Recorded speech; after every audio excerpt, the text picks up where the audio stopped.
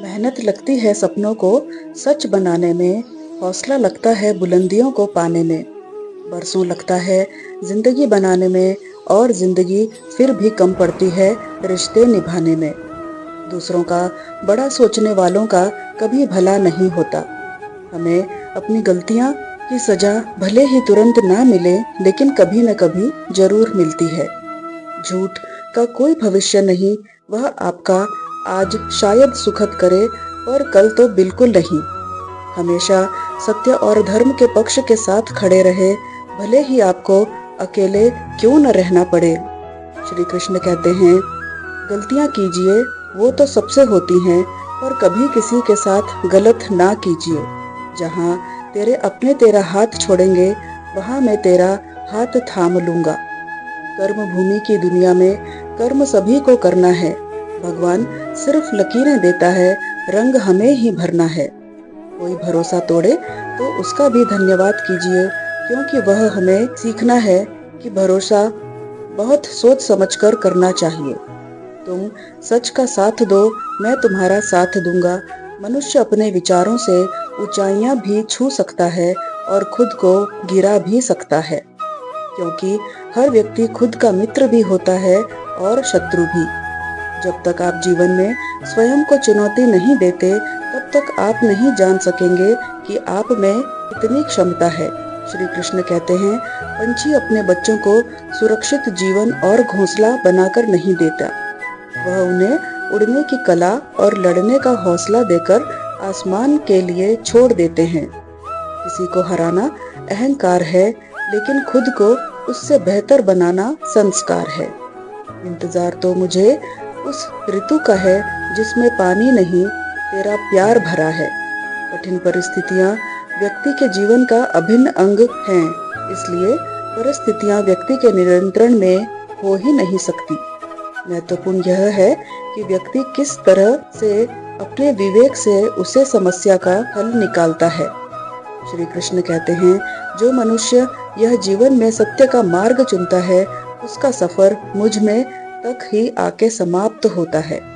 सफलता का कोई मंत्र नहीं होता, यह सिर्फ मेहनत और लगन का फल होता है। कोशिश करें कि जीवन का हर पल अच्छा गुजरे, क्योंकि जीवन अधिक समय के लिए नहीं रहता है, परंतु अच्छी यादें हमेशा जिंदा रहती हैं। इस संसार में देखने के लिए बहुत सारे खूबसूरत स्थान हैं, पर सबसे खूबसूरत जगह है बंद आंखों से अपने भीतर देखना। शब्दों के दांत नहीं होते, परंतु शब्द जब काटते हैं तो दर्द बहुत होता है। कभी कभी घाव इतने गहरे हो जाते हैं कि जीवन समाप्त हो जाता है, परंतु घाव नहीं भरते। श्री कृष्ण कहते हैं, जिंदगी में ठहराव का सुख तभी मिलता है जब आप जी भर के भटक लिए होते हैं।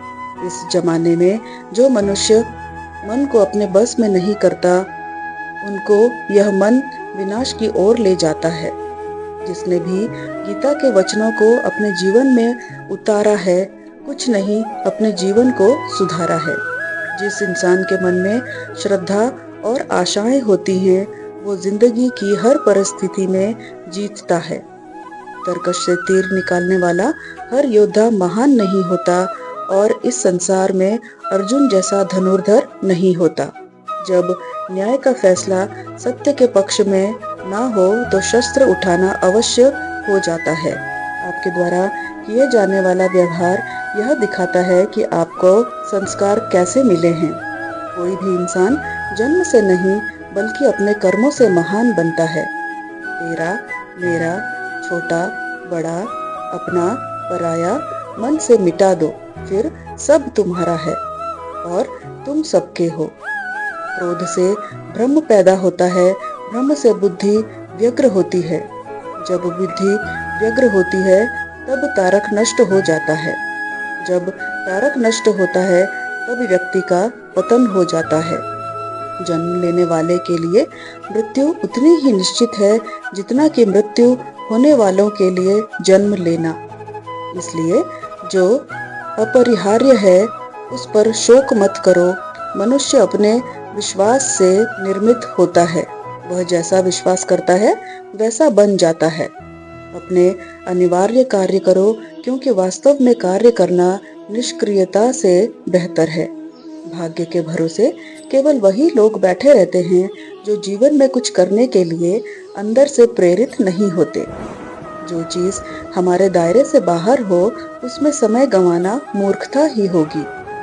श्रेष्ठ बनना भी एक महानता है, क्योंकि समाज में लोग श्रेष्ठ पुरुषों का ही अनुसरण करते हैं। सम्मानित व्यक्ति के लिए अपमान मृत्यु से भी बदतर होती है। इस जीवन में कुछ भी व्यर्थ नहीं होता है। बुद्धिमान व्यक्ति ईश्वर के सिवा और किसी पर निर्भर नहीं रहता।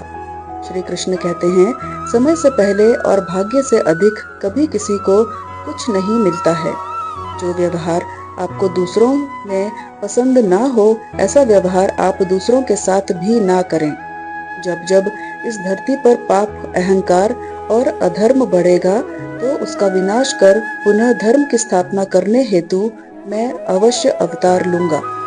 मैं भूतकाल, वर्तमान और भविष्य काल के सभी जीवन को जानता हूँ, लेकिन वास्तविकता में कोई मुझे नहीं जानता। केवल व्यक्ति का मन ही किसी का मित्र और शत्रु होता है। श्री कृष्ण कहते हैं, जो मुझे सर्वत्र देखता है और सब कुछ मुझ में देखता है, उसके लिए ना मैं कभी अदृश्य होता हूँ और ना वह मेरे लिए कभी अदृश्य होता है। श्री कृष्ण अर्जुन से कहते हैं, हे अर्जुन, शरीर त्यागते समय मनुष्य जिस भाव का स्मरण करता है, वह उसी भाव को निश्चित रूप से प्राप्त होता है। यदि कोई प्रेम तथा भक्ति पूर्वक मुझे पत्र, पुष्प, फल या जल प्रदान करता है, तो मैं उसे स्वीकार करता हूँ। जो सुख दुख में, भय तथा चिंता में संभव रहित है, वह मुझे अत्यंत प्रिय है। श्री कृष्ण कहते हैं, तुम्हारा क्या गया जो तुम रो रहे हो? तुम क्या लाए थे जो तुमने खो दिया? तुमने क्या पैदा किया जो नष्ट हो गया है? तुमने जो लिया यहीं से लिया, जो दिया यहीं पर दिया। आज तुम्हारा है, वह कल किसी और का होगा, क्योंकि परिवर्तन ही संसार का नियम है। जीवन ना तो अतीत में है, ना ही भविष्य में। जीवन तो वर्तमान में है। एक समय की बात है, एक गांव में एक व्यक्ति रहता था जो अपने जीवन को लेकर बहुत चिंतित रहता था।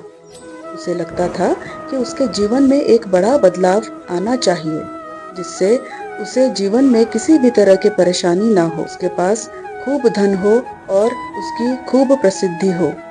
वह जहाँ जाए उसे सम्मान मिले, परंतु उसके जीवन में कुछ भी नहीं बदल रहा था, क्योंकि वह कुछ करने की जगह बस सही समय का इंतजार कर रहा था और समय उसकी कुछ करने का इंतजार कर रहा था। उसकी इसी आदत के कारण उसका मन दुखी रहने लगा। उसके मन में नकारात्मक विचारों का वास होने लगा। उसे हर चीज में कमी नजर आने लगी। जब भी वह कुछ करने का मन बनाता था, तो अचानक उसके मन में विचार आता था कि शायद यह काम सही ढंग से नहीं हो पाएगा। उसे लगने लगा शायद वह कुछ करने के लायक ही नहीं है। इसका परिणाम यह हुआ कि उसका जीवन पहले से दुखमय हो गया। उसे समझ नहीं आ रहा था इस स्थिति से बाहर कैसे निकले, कैसे वह कोई ऐसा काम करे जिससे वह सफल हो सके। दिन बीतते जा रहे थे, लेकिन उसे अपनी समस्या का कोई समाधान नहीं मिल रहा था।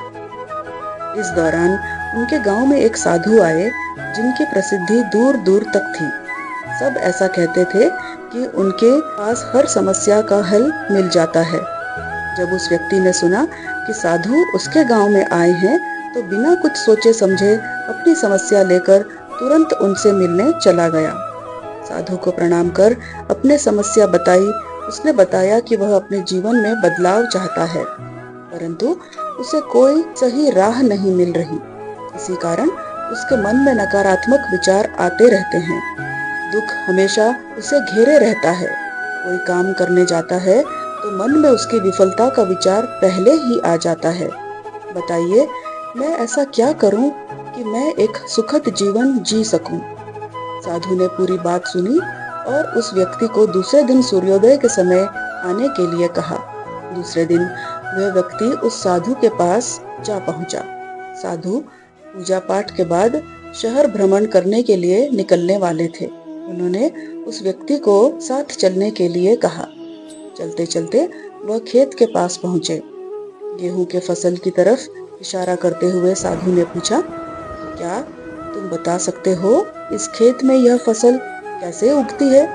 उस व्यक्ति ने पूरी प्रक्रिया देते हुए उत्तर दिया, पहले खेत को जोता गया होगा, फिर उसमें बीज डाला गया होगा, उसके बाद समय समय पर पानी दिया गया होगा, तभी यह फसल उगी होगी।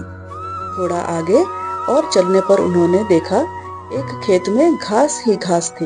एक बार फिर साधु ने उस व्यक्ति से पूछा, क्या तुम बता सकते हो इस खेत में यह घास किसने उगाई? महाराज, घास कौन उगाता है? यह तो अपने आप उग जाती है। जब खेत में किसी और चीज का बीज नहीं डाला जाएगा तो घास ही उगेगी। उस व्यक्ति ने एक बार फिर से साधु के प्रश्न का उत्तर दिया, तुम्हारे इन्हीं उत्तरों में तुम्हारी समस्या का हल छुपा है। साधु ने उस व्यक्ति को समझाना शुरू किया, मानव भी एक खेत की तरह ही होता है। इसमें तुम जो भी बीज डालोगे तुम्हें वही फसल मिलेगी। अगर तुम इस पर काम करते रहोगे, इसमें सकारात्मक के बीज बोते रहोगे तो यह सफलता की ओर बढ़ाएगा। और यदि तुम अपने भविष्य की चिंता में वर्तमान का समय भी नष्ट करोगे तो दिमाग में नकारात्मकता की वृद्धि होगी। बदलाव तभी संभव है जब हम व्यर्थ की चिंता को छोड़कर और सही समय की प्रतीक्षा ना करते हुए अपने वर्तमान में ही वह काम करें जो हमें करना है। उस व्यक्ति को यह बात समझ में आ गई कि अगर मन को सही दिशा में लगाना है तो उस सही दिशा की तरफ बढ़ना होगा। मन रूपी खेल का सही प्रयोग है, जीवन में बदलाव ला सकते हैं। इसे खाली छोड़ देने से इस पर आलस और नकारात्मकता अपनी सत्ता जमा लेते हैं। मन के कहे पर मत जाइए, बल्कि मन को अपने कहने पर चलाइए। एक बड़े इमारत की शुरुआत ईंट रखने से ही होती है और उसे ईंट की तरह अपनी छोटी छोटी कोशिशों को जोड़कर एक बड़ा मुकाम हासिल कर सकते हैं। जरूरत है बस उस शुरुआत की। दोस्तों, आज के वीडियो में बस इतना ही। मिलते हैं अगले ज्ञानवर्धक वीडियो में। तब तक अपना ख्याल रखिएगा, स्वस्थ रहिए, मस्त रहिए। जय श्री कृष्णा। राधे राधे।